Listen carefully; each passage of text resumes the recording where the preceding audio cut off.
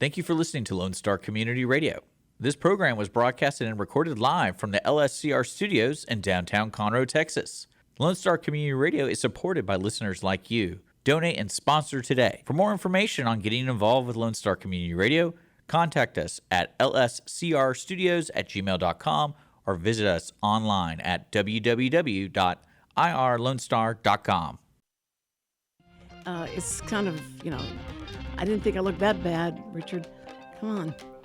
So he's just trying to keep the audience from being afraid, or... I always do that for the opening. So they see that it's sponsored by Wootton Financial Group. Oh, you had... Oh, okay. Yeah.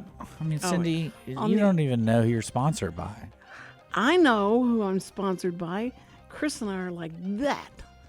Are you proud of me for not jumping in? This is the first time I haven't just jumped in. I'm so waiting for my introduction. Proud of yourself. I'm going to go take a nap, though, because this seems like it's going to take a while you figure out even who your sponsors are. No, it's Chris Wootton. I know it's Chris Wootton. Okay. Well, it's not him. It's the Wootton Financial Group. Okay. That's very Chris important. Wootton is... How long have you been doing this radio show? He's the head guy. Years. Just years. What I love is she talks about Chris so much when she does the sponsorship. I always feel like everyone that works there doesn't exist. It's like they suck. Everyone sucks, but Chris there... So people are going to be pulling up going, Psst, I'm looking for Chris. Yeah. That's right. Only Chris.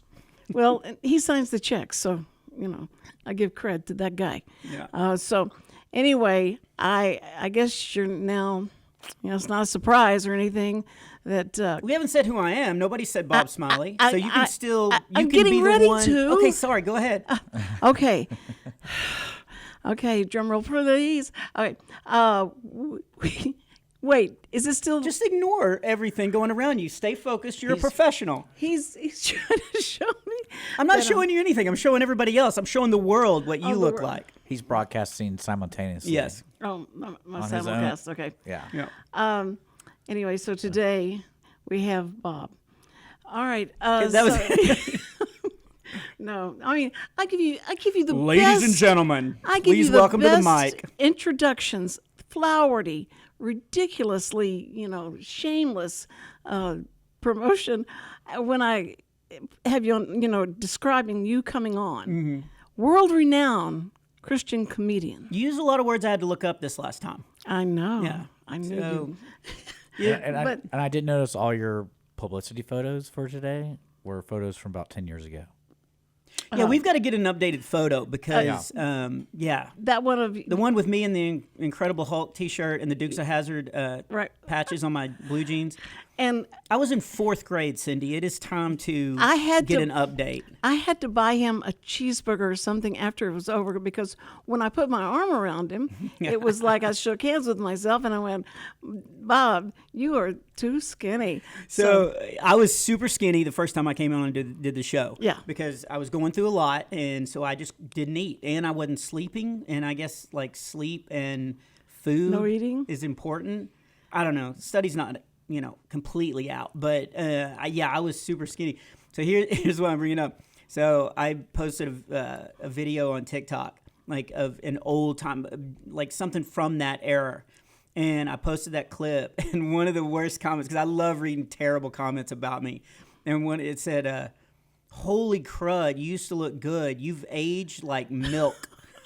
And I was like, okay, that's pretty bad. That's it. You've aged like milk. What age is worse than milk? So I don't know because it was usually that's chunky, and you weren't chunky at all. Yeah, I wasn't chunky at all. But I think that was their point. Age like is that I've become chunky.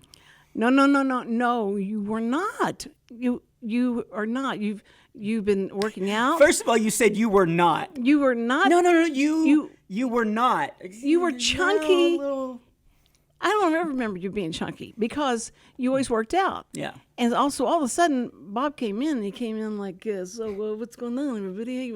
And you had all these lumps on you. Now, that was chunky, but but you were... I did bulk up right before I got married. You did? And then, Let it all go? Lovely and talented wife reminded me that I don't have to do that anymore because we're married.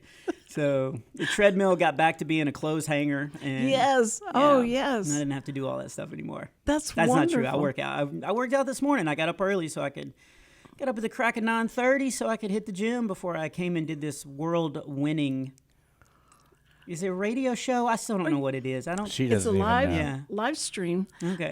And you don't only have to work out for this part up here. That's all you have to do. And Oh, I've got Muppet legs down here. I've got Kermit legs. You don't want to see those. So do you know I got I this stay t-shirt. radio interview shape. That's Look at the T-shirt.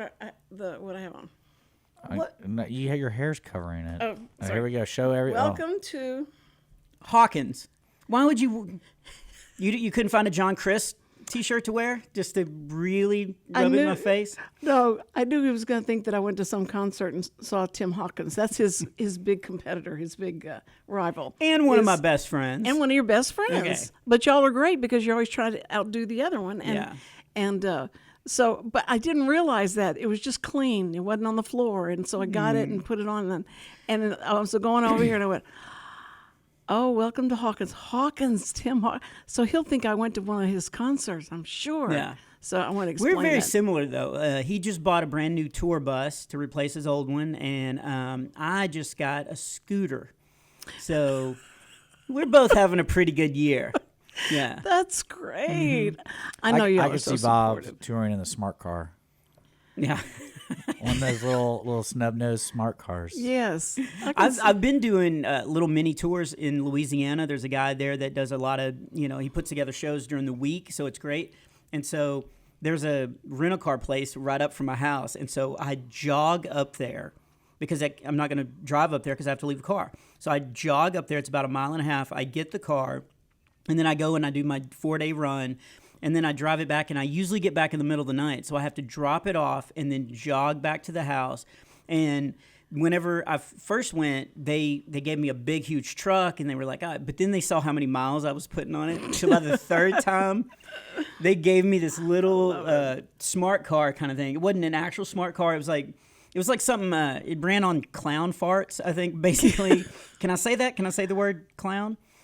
Sure. Go ahead. And I think it had a lawnmower blade underneath it. Like it was the little smallest thing. And so I was literally like, and I was touring with a band that did have a tour bus. And so we pulled up, and we do have a great photo on Facebook of the big, huge, nice tour bus. And then I'm in my little, little car just standing I there. always felt that people were like, where do you even buy smart cars? I honestly, for a good moment, I thought you had to be disabled to be eligible to buy those cars. Oh, really? Because I was like, you never see them at car lots. You never see like a smart car, dealer. And so I was like, Smart cars are the baby pigeons of the bird world. I just realized that. but you know what I'm talking about? I know exactly what you're doing. I've never seen a baby pigeon, and I've never seen a smart car for sale. Yeah, it's because like- usually you drive them until they just fall apart, right? Or you hit a bump and it falls I don't even know apart. where they come from.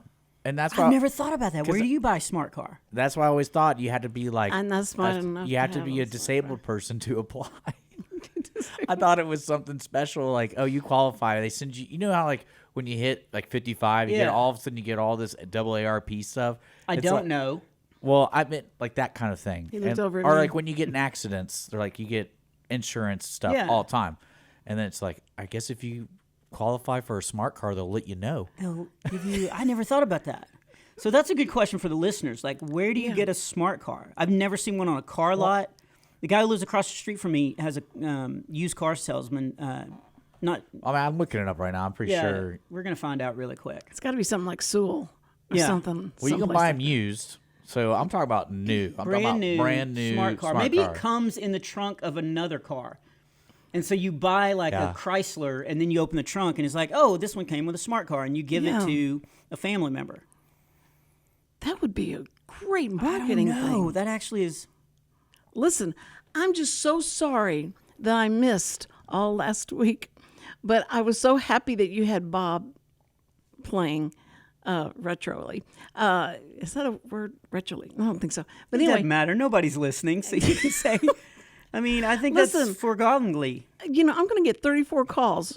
So, Like even you go to their website, they're not selling you a car. oh, for crying out loud.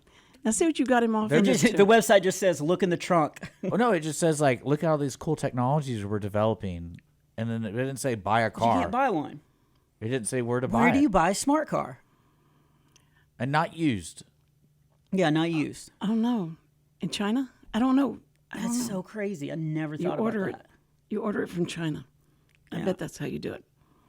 Oh, here we go. It's starting. Here we go. Oh, there we Can go. anybody do an impression of a frog? Cindy. When the last time I was here and I had such a horrible voice, I had, as long as I talked in a lower register, but it all sounded like this. Yeah. So yes, you've got the Cindy Cochran show, and so it was terrible. So people, I'm better. I'm so much better now, but I got to tell you, I'm on so many steroids. Are you waving at people on your I was waiting computer? for a question. You brought me in here to interview me, and I was Okay. just sitting here What- waiting, and then people are asking me questions, and I was like, well, maybe I could do an interview with them while I'm waiting for you to ask me a question. Would you turn that around? Go Let me see what they're asking. No. This is the person who's not interviewing me. And so, Okay. Did you tell me I was on Johnny Carson? yeah, Oh. she was on Johnny Carson. Okay, good. Okay, we got that out of the way now. Anyway, so I'm on so many steroids and antibiotics and stuff like that. So steroids make you mean, and if I come off like I'm not being sweet to you, Bob, No, let I me knew know. I knew that because when I called you this morning to Yes. say, "Hey, let's talk about these topics," which is a huge joke because I knew we'd never get to them, but I was like, "Let's talk about these." You were a little snappy, Yeah, which you're a sweetheart, but like you said things, like my parents were too married. Like I don't know why you would call me that, but they definitely were married. So you were a little. All right. Update. Smart cars are not available in the United States to purchase. told you he's going to be sad. Well, it's a good question. And Okay. I know the Yeah, audience somebody is, says, nope, I can't read that. Never mind. It looked like it was going to be a really good reply, but Okay, so Bob, Hey, tell Cindy. me about the last concert you had. Oh, you talked about being in Louisiana, but you're going to have an amazing thing happen to you that we're going to bring up later in the show. So it'll keep everybody wondering and waiting because this is the coolest thing I've ever heard of. He let me know, and it's been so hard for me not to start calling my 34 people that are listening and tell them what you said because it is very cool. Okay. In fact, Samuel, if I'd known, I could have woken up and he would listen to this because what you're getting ready to do is just extremely. Samuel's never mowed the lawn before? Like, is that what you were talking about? No, about I can't Oh. say it because it's a secret. It's not a secret, but it's just something that's just very cool. And you do have to listen to the end of this program because we're going to talk about it. Eventually, we'll talk about it. But right now, we need to talk about you went to the comic. Oh, the CCA, the Christian Comedy Association. CCA. The I CCA. like that. Okay. So it's basically all Christian comedians, like we all get together once a year.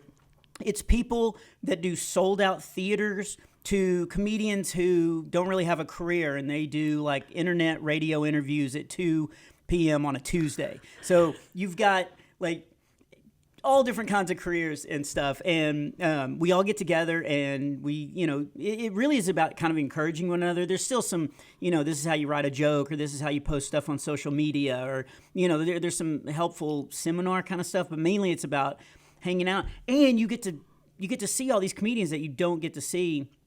The guy who led our worship was Paul Aldridge. Did I ever tell you about the first Christian comedian I ever heard ever? No. Okay, I'll make this quick. But I was at Abilene Christian University. Can't put a price on Christian education, but No. they billed me. And I was my sophomore year in high school or in college, and I'd done stand up one time for my fraternity because if they said if I did stand up, I wouldn't have to pay the dinner fee for me and my date to go to their banquet. So we were having a frat banquet. They called it a grub. And they were like, Smiley, if you do stand up, you won't have to pay. So my first actual paid, I got $86 because it was $86 for me and my date to go. So I did Wow. stand up, and this girl, like a couple weeks later, comes up to me and she hands me a cassette tape. And she's like, hey, you should be a Christian comedian. This is a guy named Paul Aldridge, and you should check it out because I think you could do this stuff. And so I got the cassette tape. I put it in my boom box because that's how old I am. And I started, we lived in a duplex. We were renting a duplex. And so I was cleaning the garage and I started listening to this guy. And it's clean and it's funny. And I can hear that the church is pretty big that he's performing at. And then the tape flips over. So I have to go over and actually manually flip it over, but it runs out. So I flip it over and I do. Here's what I didn't know. On the other side of the cassette tape was George Carlin's 7 words you can't say on TV bit, which is a famous comedy bit. Yes. But I wasn't allowed to listen to George Carlin, so I didn't know the difference between Paul Aldrich and George Carlin. And so all of a sudden, I'm in there cleaning the garage in my duplex, and I'm like, whoa, the second half of this guy's show got dark. And then I'm trying to justify it because I still think it's him. And I'm like, okay, wait a minute. So he is saying you can't say these words, so I guess that's good. But man, he's saying them a lot. And then I was like, what kind of church is this? Because I knew it was in California. Oh, yeah. And I was like, so it kind of makes sense. But I was like, so that was my first intro into what a Christian comedian was.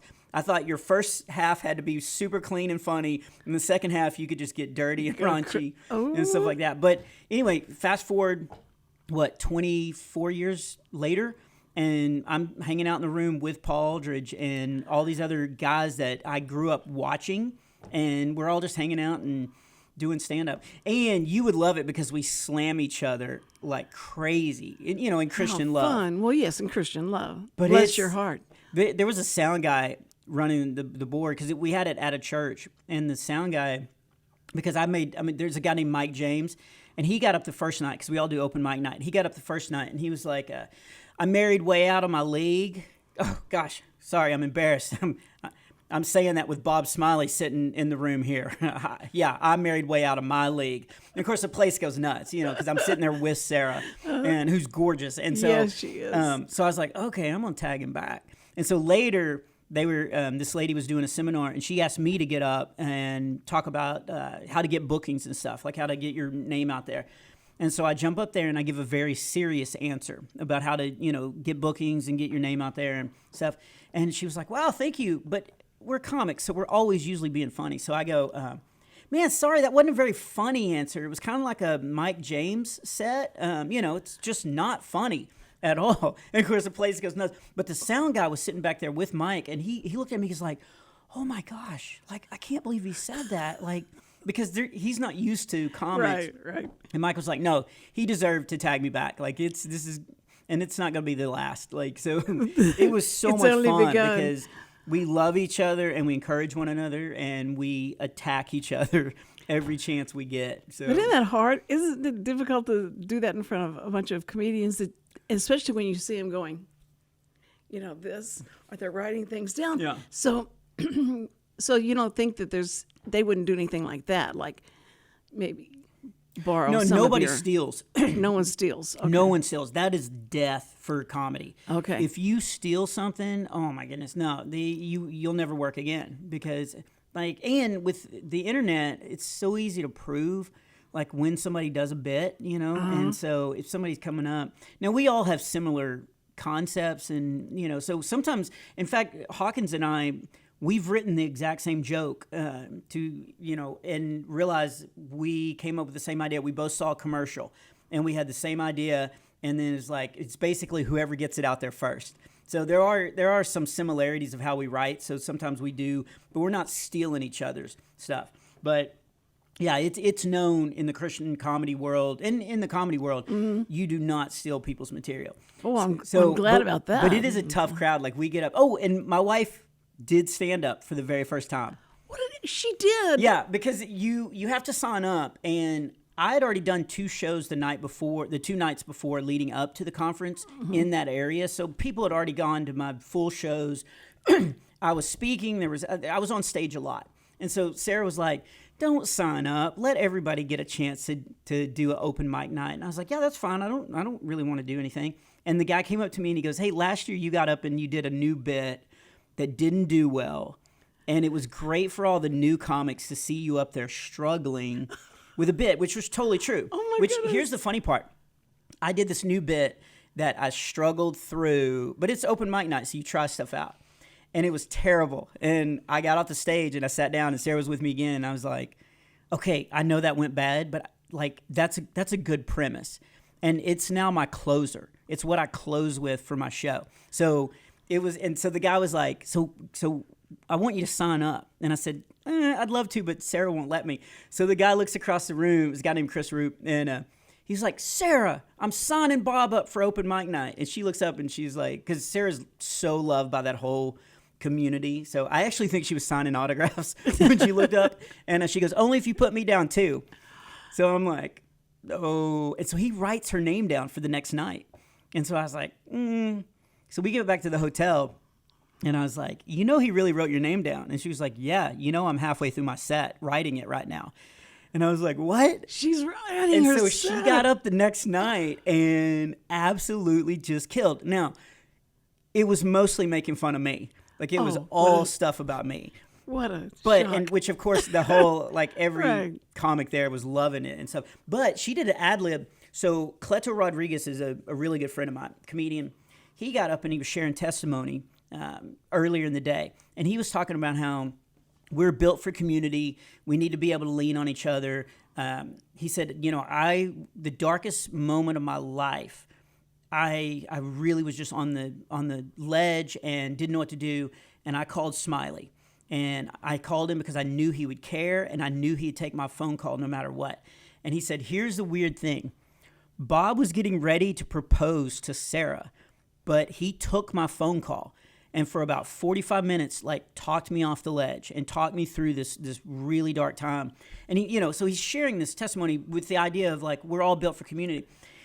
So that night, Sarah gets up and she's like going through her like stand up, and she goes, and Bob and I have been married for 5 years. It would have been 6, but Cleto kept calling, and the place went nuts. It was like the best ad lib. Oh, that's I was great. sitting in the back going, I don't think I have to work anymore. I think Yeah. I can send her out on the road and, That's amazing. Let 'cause her you pay the thought, bills. You thought it was going to be Xander that you I thought it sent would out. be, or Coulter. Or Coulter Coulter, was the one yeah. that got up and did. He actually opened for me. Coulter's my oldest son, for those listening. But he got up and opened about 12, 14 times. And the first 2 times he got up and he killed. And it was a great crowd because everybody was coming to see me and they knew he was my son. And so when he got off stage, I was like, that's not how it's supposed to go, man. You're supposed to bomb, But he got up and he was only doing I think he did 8 minutes the first time. And it was good. Like, Now, his writing style was good. So he was writing the stuff for himself. Yeah, he wrote his own stuff. Did he put it past you first before? Yeah, you because got when he out came and asked to open for me, he knew my first question was going to be, what do you got? So he came and he was like, hey, if there's a show, I think I want to open for you. And I was like, what? And he goes, yeah, I've been thinking about it for a while. And I was like, well, okay, what are you going to write about? And that's all the time we have for now.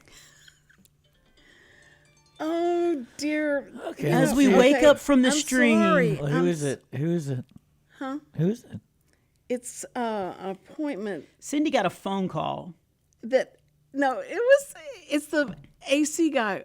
The AC went out just Oh, before I left, okay. and Sam said we have no ACs. So I went, okay, well, I'll see you in a week. Just call me whenever it comes back on.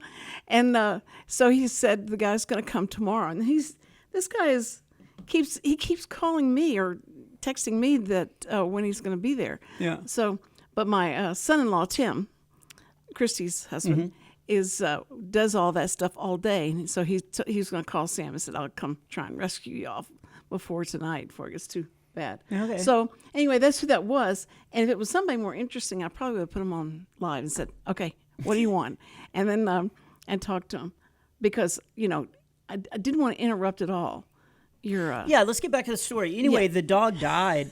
It was really sad. So sad. So I learned something every time I come to do this show. We'll call it a show. Yeah. Because most radio shows that I do, Yes? they have a silence your cell phone policy. Oh, But Well- no? we don't get a lot of calls in, so we just kind of leave it open like that. So, You should have seen when she got an Apple Watch for Christmas. Oh, Because she didn't know how to turn it off, and she was just yelling at it. And, I say, and "Shut I was like, just don't ever bring that again.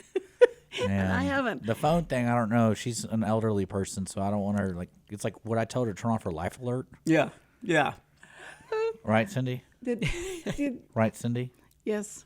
My dad Yes. got Yes. one. He got an Apple Watch, and he was like, he got so into it. But he also thinks it's all ridiculous.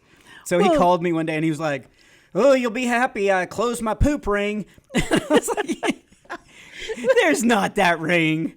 Because he was like, "I got to stand every hour. I got to exercise. I got to do all this, like, because you got to close your rings. You know about all that?" No. Oh, you're, But if at 2:00 in the morning, it did that, and I look up and it's going, stand up, and I'm going, what? I didn't know how to break it. I didn't know how to just crush it. I was so mad that it woke me up. So I don't wear it a lot during the day. I try and wear it, but how many times? I just told her not to bring it here. Yeah, don't bring it in. But what's good is that I think you should say the same thing about the cell phone. Go ahead. I can't. I feel like that. You realize how many people like depend on Cindy. Oh yeah, that's true. So 3. and she brings me. Well, she brings me lunch, so I have to be able to like. Okay. That is true. You have hedged your bet. You bring lunch to both of us Yeah, anytime. and I'll allow you to have your phone because you. bring me and lunch. I've got like a $200 deficit in my account. So me bringing y'all lunch is really so sweet. I wish you would, Well, acknowledge that. That's a great segue. If people are listening, they can donate to the Cindy Cochran Show and sponsor the program. There's a link below to donate right now to support Cindy. That's true, because then I can keep y'all in the and my sandwiches. Venmo is Bob-Smiley-3. Can we give that out? Yeah, of course. If you've enjoyed Bob. today's yeah, interview, Yes. well, let's not call it an interview. well, because you keep talking about this one thing that you did, and I want to get on to other things that you've done. What have I You are done? so busy. You want to When I hear the try and worst show call I've done you- this year? Oh, Yeah, what- I do. Okay. Okay. So actually, it was last year, but it's so bad. So I'm still playing catch up from 2020 because I had 0 shows. Right. And there's only so much Uber Eats delivery, that I can do. And so we're still playing catch up on bills and all this stuff. And so I'm taking every show. And so I get booked. This third-party company books me to do it just sends me the address. And it tells me that it's for a group of people. Knock 3 times. And then okay. as I get like 2 days before, then they tell me it's for a nursing home. I'm like, okay, it's during the day. It's at 12:30. So I drive to this nursing home. I get out and I'm like, this is where my career's at. Like, I have to do this. I need this paycheck. And when I pull up, I realize it's not a nursing home. It's for Alzheimer's patients. So little bit of like background. My great grandmother had Alzheimer's. I never can say it. Alzheimer's. Alzheimer, yeah. So I actually moved in with them for 4 months to take care of her until they could move into a assisted living place to take. So totally passionate about this and what the Yes. disease does to people. So now I'm actually a little even more encouraged, like, okay, because it was for the staff. And so I'm like, okay, this would be good because I can speak to this. Right. Because for 4 months, I was like the caretaker. And so I walk in and the lady's like, can I help you? And I was like, yeah, I'm Bob Smiley. I'm here to do a comedy show. And she goes, crud. And I was like, what? And she goes, I'm sorry. And I forget the lady's name, but she said, did so-and-so book you? And I was like, well, it came through a third party, but yeah, that was my contact. And she goes, well, she's got COVID. So we thought since she had COVID, we would have this hour off. So now all the staff members think they're getting an hour off where they normally have to listen to a speaker on this Friday. And she's like, let me gather everybody up. And so she goes and she gathers everybody up in what they call the great room, which is the big, huge open room. And she's like, I said, okay, where's the speaker or the microphone? And she's like, oh, there's no speaker or microphone. And I was like, okay, but I still have to wear my mask? And she was like, oh, yeah. So now they bring in the staff, which is 12 people. There are 14 round tables. They sit one person per table spread out in this great room. Oh, no. All have masks on. They're all looking at their phone because they don't know who I am. They don't want, Right. She puts me over in the corner. Here's the other thing. The last person that comes in brings all the patients. All the patients. There's about 35 patients. So they all come in And I was like, are they going to be in here too? And they were like, yeah, but they just mill around. And there was like a whole wall full of books. And there was like a crayon, arts and craft place and stuff like that. And she's like, yeah, they'll just. So now I'm doing a show for these 12 people sitting individually at these tables with my mask on. And now there's like 35 people just wandering around. And it was like The Walking Dead. Like I'm just like literally, and I'm trying to do stand up, but also have some encouraging words for them. And all of a sudden I see them looking over my shoulder, like all of them. And so I turn and I look, and there was this sweet elderly lady, but she had long, stringy black hair. She looked like she was, have you seen the movie The Ring? Yes. Okay, she looked like that. And she had walked up and almost put her chin on my shoulder. And so I couldn't hear her sneak up on me. And I turn and I go, nah. And it scares me, which actually got one of the 3 laughs I got that day. And she just stares at me because I was in her path. Oh. She had a constant path that she walked, and I was in her path, so she wasn't going to move. And so I jumped out of the way, and so the rest of my show, I had to try to stand in the corner I was supposed to stand in, but when she came around, I had to step over and let her go. It was the worst. But here's the best part of it. So I'm realizing nobody's listening, nobody's like, and there's this one patient in a wheelchair, and she's rolling around in between the tables and stuff. And I go, okay, guys, I got one more story for you, and then I'll be done. And the lady in the wheelchair all of a sudden stops. She goes, good, because I'm tired of this. And I was like, you know what? So am I. It was the best heckle because she wasn't really being mean. No. I mean, she didn't know what was going on. She was probably wondering why this like redheaded kid was up, talking so much. And it was such a heckle from the heart. Like it was the best. And I was like, me too. But I'm going to tell this one more story. So yeah, it was. And how do you end speaking to that diverse of an audience? Have you read the part in the Bible where there's weeping and gnashing of teeth? Yes. I had a lot of that when I walked out to my car. So no, here's the deal. I did that show at noon, and then I drove to, I think it was Livingston, and did a show that night for a church, and it was killer. So it was kind of a great way to like end. Right. Like, okay, I'm gonna go bomb at this nursing home, but then I'm gonna go like have a really good show. So that was it was so bad. Kind of cruel, especially with the staff. The staff, I would have to go speak. And I know I'm not trying to take anything away from what you were doing, because what you were doing was great, I'm sure. But they would have me come in to do a positive thinking thing at schools when they would be in session for like the last few weeks after the kids had left. Oh, yeah. And they had to stay there, and they had to have in-teacher or in whatever it was. But I just know in-school suspension. In-teacher training. They were doing You've training. met my kids. Yeah, I know about in-school suspension. Yes. Oh, you're talking about in-service. In-service, that's it. In-service. In-service. So anyway, they booked me to do that. So I go in there, and I said, you know what I just figured out, first of all, is that they come and they get me to come do this, and they don't tell me that they're going to put me right before lunch. And I know it's hard enough to get everybody to listen to me while you're cognizant, but I know this is going to be really tough. So I'm going to give everybody permission to go ahead and close their eyes, lean back on the chair, and just go to sleep. It's fine, because where I'm going to be speaking to is your subconscious. Now, of course, you'll never know what I put in there if you do this, but it's okay. You just go ahead and it was horrible. They did not want, and they didn't even have cell phones at that time to look at. So what they were doing was just writing and they're reading the paper. You put their feet up on it. It was horrible, and everything that the students do during the day, I guess, with them.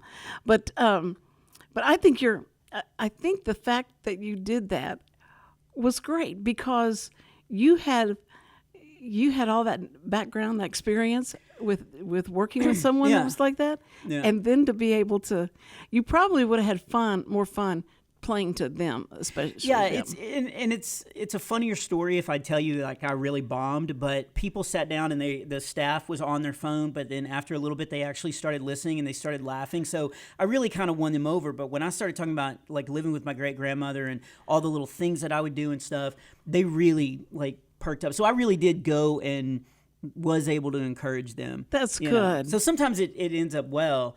I did a prison. I'm going to be real generic because I'm not supposed to talk about where I was or anything, but I did a. Wait a I minute. did They told you prison. not to talk about. Where You're not you supposed were? to say what like places that you go to. I think. Really? Yeah. Anyway, I was at this prison, and I was supposed to be going to this different area, which was for a different group of prisoners, and it got thrown on me that, oh, no, it's going to be for like the worst of the worst. And so they took us out, and I mean, everything was like little individual cells with the big bars and everything. And we were supposed to start, like, let's say in 10 minutes.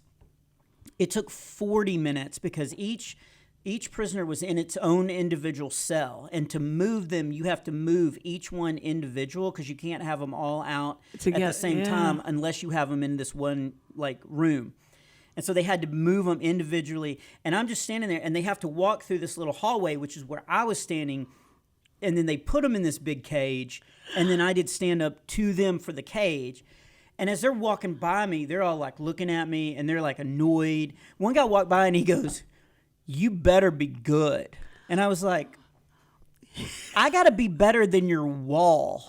Like, that's all you have is to stare at a wall all day. Because they're not let out unless there was some special event. And I was like, what do you mean I better be good? Like, this is an hour that you get out of your little tiny cell. Right. And stuff. And they were brutal. They were shouting mean stuff at me. One guy got up, and the warden, like, not the warden, but the main guy that was in charge, knew what he was doing. So it wasn't a dangerous thing, but I guess he motioned, but he was going to get up and go to the bathroom. But he comes into the little hallway that I'm staying in, walks right by me, and he just walks by and he goes, "You're not good at this." And I'm just, and I'm like, all right, Da, da, da, da, all right, 30 da, more da, minutes. da. Waka. And they weren't even looking at me. Like, they were just totally ignoring me. There was one guy down front, and he was staring at me intently. And so now I'm realizing, like, and I just did this for free. Like, I Yeah. didn't, like, and it took up all my day, and I had a lot of stuff to do. I'm not trying to make myself, like, but I really was like, how do you not appreciate somebody going To the trouble. and they just treated me terrible. And so I got I looked at my watch, and I was like, you know what, this is not good, and I'm not, like, there's no reason for me to be here. This wasn't even where I was supposed to be that day. That's not even what I agreed to do. And now I'm in this horrible situation. So now I'm like, I don't care. And so I just start, like, not heckling them, but I was like, hey, I just want to thank you, the one dude who's staring at me intently. And then all of a sudden a big group of them started laughing. And I was like, oh, now you're going to laugh. And they were like, it's because he's deaf. And I was like, oh, that's why he's reading my lips. And I was like, and let me guess, you don't think I'm funny either, do you? And he was like, no. And he just shook his head. I was like, oh my goodness, I'm never doing this again. It was so bad. Know your audience. Yeah. You should have had the names of all the guys that they hate. Yeah. All the guards Well, that they even hate. the warden got up and was trying to introduce me, and they weren't listening to him either. But here's the kicker. So I finish early because I'm like, look, I'm not gonna, and so I just want to get out of there as quick as possible. But you can't. You have to go and wait because then they have to walk you out. So I'm waiting, and all these guys get up. They're still in the cage, and they all come over the bar, and I'm like, oh, here comes some more heckling and stuff. And they were all like, Smiley, that was great. And I was like, and at that time I didn't care. I was like, no, it wasn't. You weren't listening to me at all. And they were like, no, man, no, it was great. It was really good. And I was like, let me just be honest with you. I'm never coming back here because, like, I told them, I was like, I'm never coming back here because you guys treated me terrible. And they were like, man, don't be that way, man. We just, we liked you. We just, we never get to hang out with each other. And, like I was like, oh man, it was so bad. It was so bad. But did you ever, had Silence of the Lambs been out before you did this? This was like, I don't know, 3 months ago. Oh, for crying out loud. Yo, did this you was not? recent. Did you not feel like you were in the middle of Silence of the Lambs? Oh, it was crazy, and I've had good experiences before. Yeah. Which is why I did a whole string of them, and like they just started getting worse and worse and worse. And a lot of it was like scheduling and stuff like that, or not, like I didn't know what I was getting into. You know, where I'd show up and be like, "Oh, this is what we're doing now," you know, and so it was not like I kind of knew what to expect, but it just got worse and worse and worse. But yeah, That's horrible. It was really bad. Okay, are you over it by the time you hit the gate and you're out the door, or I think I'm going to be over it probably in August. In August, yeah. See, you know, it's funny because you can be so funny and so great and so wonderful, and then Finish your thought. Keep then going. You see the you see the people outside, and one person comes up and goes, "That was the dumbest thing I've ever seen. You really need to work on that." And you dwell on that for the longest time. I'm saying in general, preachers do this. Oh, yeah. I mean, the teachers, everybody that has to deal with an audience, and if somebody does, you know, say that was terrible, Yeah. that's the only thing they think about. But all the other stuff was, you know, talk about how great you are and how wonderful you are. I remember when you were at church at Spring Woodlands, and I'm going to tell where you were, Okay. at Spring Woodlands, and you did your thing, your comedy. The Phenomenal comedy performance older is what it's called. the older people, everybody that knew you, you know, it was funny. The kids just loved you. The grown-ups were upset with how loud everything was. Yeah. And they're just like, what is going on? Why he has to be so loud? And but the kids were just, you know, were there. And it was funny to watch you grew so fast and just blew out, you know, like everybody. And you start seeing that this is really a professional comedian, but there's nothing worse than when comedians go on a show like the Johnny Carson show, and Johnny says, Hold on, you dropped this name. Okay, You dropped this name here. It didn't bounce back up. Yeah. Oh, there you go. Anyway, She hung out with Johnny Carson, for everybody that doesn't know. Everybody knows. I've got, you know, When I first met her, you were at our church, and Yes. I walked into her office, and I was like, wait a minute, why do you have a photo of you with Johnny Carson sitting in the chair next to his desk? And then you had a photo of you and Henry Winkler hanging out. And I was like, okay, I need to hang out with this lady.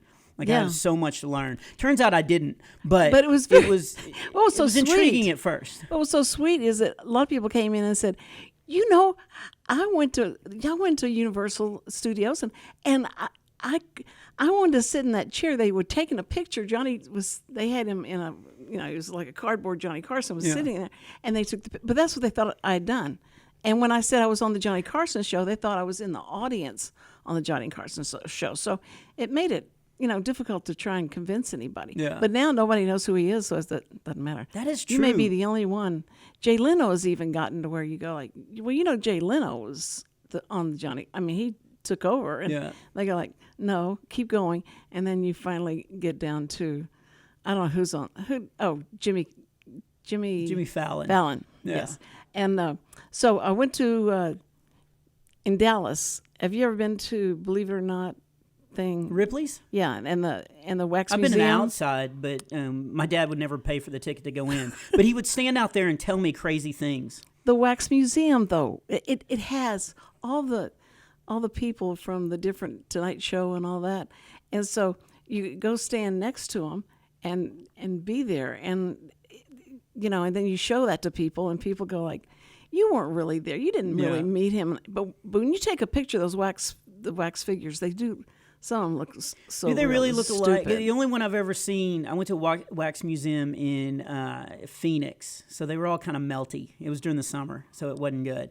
So But- they looked like, you know, it was like a sickly Johnny Carson. Well, I can't But did wait. they really look real? Yes, some of them did. When you Really? took the picture, I don't know what does to it, but it makes it much more realistic. Oh, okay. But I think that when you get yours done, make sure you have some kind of say over it. Yeah. Especially at Madame Tussauds or whatever that. Yeah, when do you get to do you get to pick what year? Because if I pick 2018, it would take way less wax than it would now.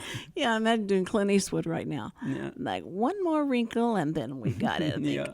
But that's what I always feel bad is that somebody puts you. It's like the ad for my show. That picture when it was taken, and it wasn't only taken probably 10 years ago, but it was he then took it and said, "Now I'm going to make you 30. I'll make you look like you're 30 by all the stuff that you can do now," and it's amazing. I don't. It's good though because nobody recognizes you out in public, and so it's fine. But you will have your statue somewhere someday, I'm sure. But I'm really excited because last time you were here, you kind of made me feel bad about the fact that I hadn't known about the books that you had written. Oh yeah. And of all the great titles that you have, The Average Boy, that's so great. Yeah, The Adventures Where'd of that come Average Boy. from? Where'd that come So, from? 21 years ago, Focus on the Family got my CD. That's how old the story is. They got my very first CD that came out, and they thought it was really funny, and that it would go to it would translate to kids, which they didn't know I was out doing youth shows all over the country. So they called me up and they were like, "Hey, this is funny, and we think it's like your material would be funny for kids. Would you ever consider writing? We have a junior high magazine called Clubhouse. Would you ever consider writing a humor article for our magazine?" Well, I never wanted to do stand-up, so that was never a goal in my life. But growing up, I always, I read Dave Barry and Patrick McManus, and I read all these, humor writers. So one of my bucket lists was I wanted a humor article that I'd written to be published in a magazine. I just won. That was a bucket list. I was going to make that happen before I died. And so when they said, "Would you do that?" I was like, "Yeah, absolutely." So I started writing this story about going back to school, and I was writing this true story about me getting a really bad haircut, but I thought of a cell phone joke, and so I thought, well, if it's about me, I didn't have cell phones when I was a kid, so it can't really be about me, but I really want to use a cell phone joke because it was it was good for the story. So I just created this character. I just made it a modern day version of me. So I just called him Average Boy, and so they printed. It was supposed to be one article. And so it was The Adventures of Average Boy, but it actually, I think it said The Adventure of Average Boy because it was going to be one adventure. And it said, "By Bob Smiley as told to Bob Smiley." So we were even trying to create this character of but it was just for one story.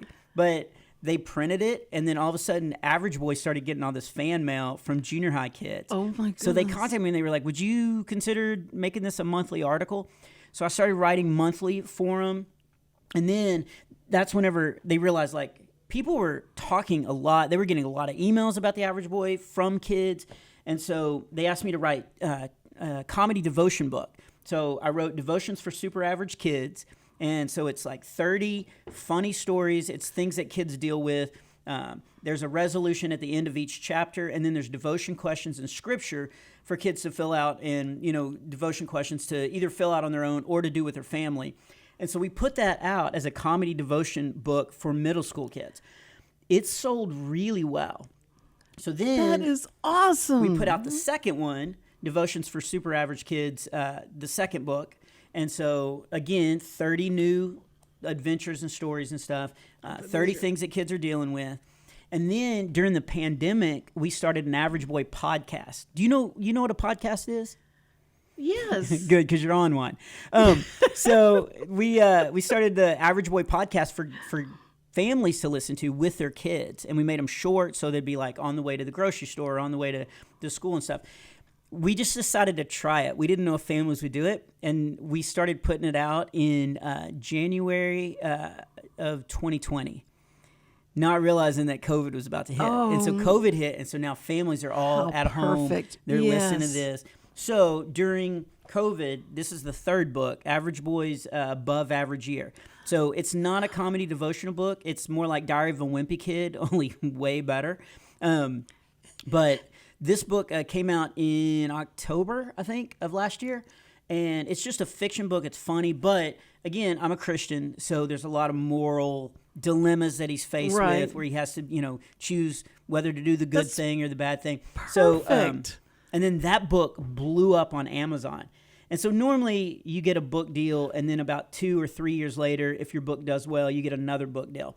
And so that book like sold out on Amazon. So it went on back order. And so they immediately came to me and was like, hey, you want to do a fourth one? And I was like, yeah, because this is Average Boys Above Average Year.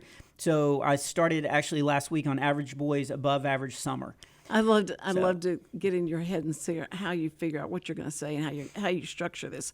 But there's this thing that we've got like 1 minute now. We have 1 minute. We talked, so it's so much fun to talk to you. I'm so glad you're here. But I want to know about this Oculus thing that you're doing. I understand about Oculus. Mm-hmm. I've played on Oculus, but you are now going to be in England tomorrow? I'll be in England tomorrow at 3 p.m. doing a virtual comedy show at a comedy club in the metaverse. And I've been doing this for about 2 years now, where I can sit in my office and go to Scotland and do stand-up. And I'm going to England tomorrow. And the Soapstone Comedy Club is actually what started it all. This guy, Aaron, built a comedy club in the virtual world, and everybody flocks to it. And it's so weird because you make what your body wants to look like. So the first time I went in, this huge, gigantic, burly dude like walks up to me, and all of a sudden he goes, hey, are you going to tell some jokes? I heard you're really funny. And I was like, did I just meet Mike Tyson? Like, that was the craziest thing. Like, you just don't know. But it is. Tell everybody how they can for find cartoons. out about it. Hurry, go. They can go to bobsmiley.com or my Instagram or Facebook account and DM me. Bob Smiley Comic or Bob Smiley Comedy on Facebook. DM him gently. Okay. Yeah. Bob, thank you so much. You're amazing. It's always an honor for you to be here. Time waster. And I have to, tell I didn't think you were listening. all first responders, we love you so much. We love you, first responders. We really do. You are just amazing. So thank you for being so brave. And see you not tomorrow, but the next day. Bye.